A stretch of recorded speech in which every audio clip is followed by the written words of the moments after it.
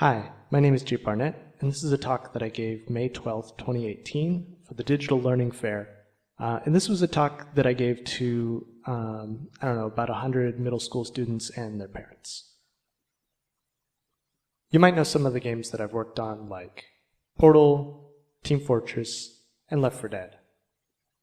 I've also worked on a bunch of games that you might not know: Alien Swarm, the Portal board game, and Incredible, the 7 Sapphires.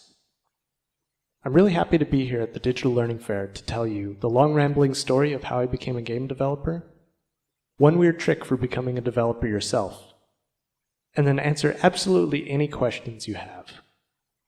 You can even ask me about this amazing photo. The game industry evolves very quickly, so I'm basically an old man at this point. That's my grandpa, by the way. But I also feel perpetually young in the game industry, because I'm part of the first generation to have computer games their entire life. I learned with computers, I played with computers, and most importantly, it was my creative outlet. Sure, I did lots of other stuff, but for me, changing the screensaver to my name was the ultimate thrill. And when our family first got online, I discovered the Motherlode, a massive directory of free downloadable games. But where did they come from? Who is making all these scrappy little games? Adventure games were just text on a screen, so it couldn't be that hard, right? This is what a text adventure game looks like. You type actions to read more of the story. So where do games come from? I asked my friends, I asked my parents, I asked my teachers, but nobody knew. And the responses weren't, "I don't know." They were more like, "Why would you even ask that question?" There was no Google back then, so I went to the library and pulled open the card catalog. Like I said, I'm an old man, and this is how we found information back then. I found a book called How to Create Adventure Games. I opened it to the first page, and I'm going to read you what it said. A computer is an imagination machine. It can take you places where you've never been before, where nobody has ever been. A computer is a magic wand. It can make things happen, exciting things, wonderful things. If you have ever played games on a computer, you know about these wonderful places and things. The most wonderful thing about the computer, however, is that you can use it to create your own wonderful places, where you and your friends can go. You can create strange worlds, exotic lands. You can even have adventures in these new worlds that you have created. To create these new worlds, though, you must know how to program a computer, using a computer programming language. The first time I read this, it completely blew my fragile young mind. And even today, I find it very relevant to the goals of this digital learning fair. So I went back to the library and found a book on programming. Nobody understood what I was doing with that book, most of all me. But every day I would type its examples and learn from my mistakes. My first few games were extremely simple. This is a number guessing game where the computer tells you if you guessed too high or too low. But eventually, I was ready for how to create adventure games. The things it was teaching me sounded hard at first, but the more I practiced, the more it made sense. Remember that everything takes lots of practice, even eating cupcakes. I made a few adventure games, and I watched my friends and family play them. People always asked how I made these games, as if it was a superpower. But I tell them there's no secret to it, and anyone could do what I had done if they want.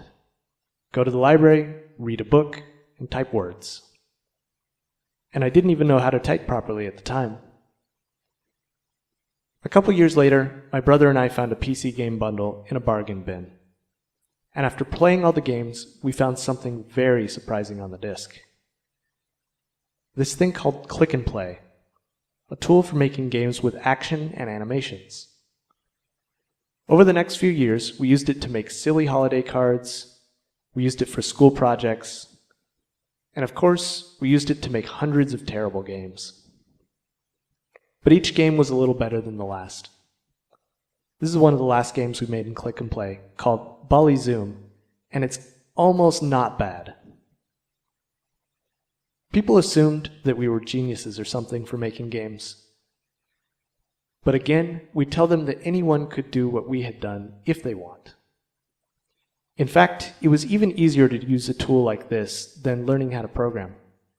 This is a screenshot of Click and Play's event editor, which has been replicated into several modern game creation tools. In high school, I wondered how websites are made. Thankfully, search engines had been invented by then. I found a web page that explained HTML and made a couple websites for fun.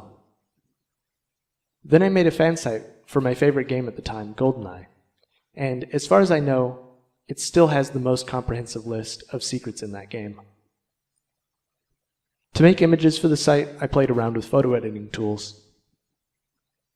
For math, our school lent us graphing calculators, and it didn't take long before everyone was installing Tetris.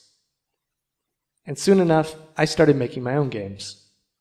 Sorry, I wasn't able to find my old calculator, so this isn't actually my game. Since I couldn't take the calculator home, I had to back up my work on notebook paper. This is from a skiing game. You can see some of the victory and failure messages in there. That summer, I got a job sorting apples so that I could buy my own TI-82. I made a soccer game and copied it onto friends' calculators for 50 cents each.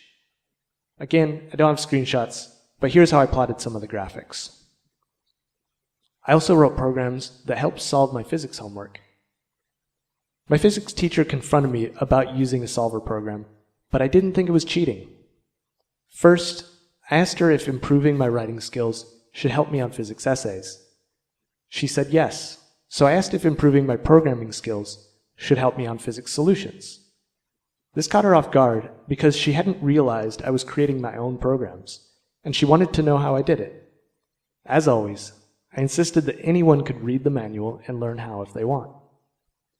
So we made a deal, that I could use programs so long as I didn't share them with other students. And I also had to sign up for a real programming class, which really helped me understand concepts that had confused me for years. I learned the inner workings of binary electronics. I learned how to organize my code in a way that others could read. And I made friends with other programmers. We ended up taking a road trip to a programming competition. As a senior, I applied to DigiPen, which at the time was the only college offering a 4-year degree in game programming. I was graduating at 16 years old, so DigiPen told me I was too young and to come back in a few years. But I was filled with determination and drove from Montana to Washington. I met with the dean of admissions and showed him some of the games I'd made over the years. This is the dude I met with, Jason Chu. He's an awesome guy. He asked how I became a programmer, and I told him that I taught myself. Anyone can learn how if they want to. They made an exception for me, and I was accepted. But I didn't have money for admission. I got a student loan, but just before the semester started, the loan company went bankrupt. I had already moved to Washington, so I got a job as a janitor in a spice factory. I collected trash, I cleaned dust filters, and sometimes I got to drive the forklifts.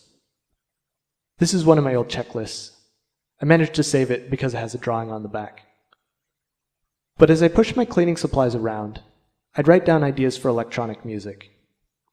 And at home, I programmed tools to make parts of the music. A year later, I was working the graveyard shift at a Fred Meyer superstore. I mopped, I buffed floors, and I scrubbed toilets. I really loved seeing the store sparkling clean at the end of the night. But I was always dreaming about how I could program machines to do an even better job. And a year later, while I was dreaming, I had a rude awakening. My bed was literally being tossed back and forth. And as I woke up, I realized that the whole room was shaking. I heard glass breaking as everything fell out of the kitchen cupboards. It was the big earthquake of 2001. After cleaning the house for a few hours, I imagined in my head what Fred Meyer would look like that night. And then I called in and quit. Maybe I'm a jerk, but when the earth itself wrecked my hard work, it felt completely futile. Next, I called DigiPen and asked if I could reapply. They said I was already accepted, so I called the bank and I got a loan. I waited 2 years to make those 3 phone calls because I thought it was going to be hard. But all I really needed to remember was that anyone could do it if they want. So DigiPen was a very intense 4 years. I learned amazing stuff. There's Jason Chu again, the guy who gave me a chance. I met amazing friends. It's been 13 years, and I'm still working with half of these people. I made dozens of really bad games. But eventually, I found a job at a tiny studio and made my first professional game. Within 9 months, I received an offer from Valve and have been working there ever since. But I never expected to become a professional game developer. I just wanted to make games and kept taking the next step in front of me. And it's only after all those steps that I could look back and understand where I came from. So, have you figured out the one weird trick? If you want to make games, all you have to do is start making games. There's so many great tools out there that make it easier than ever. And if you don't like learning from books, that's fine. The internet has all kinds of media to learn from. Videos, podcasts, Twitter, support groups, and anything else you can think of. And maybe you don't want to make games, that's fine too. Whatever it is that speaks to you, all you have to do is start doing that thing.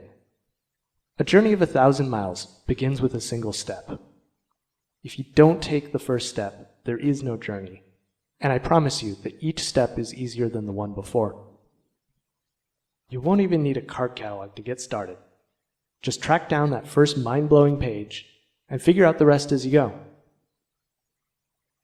That's all I've prepared for today. We have plenty of extra time, so I'd love to spend the rest of the time answering any questions you have.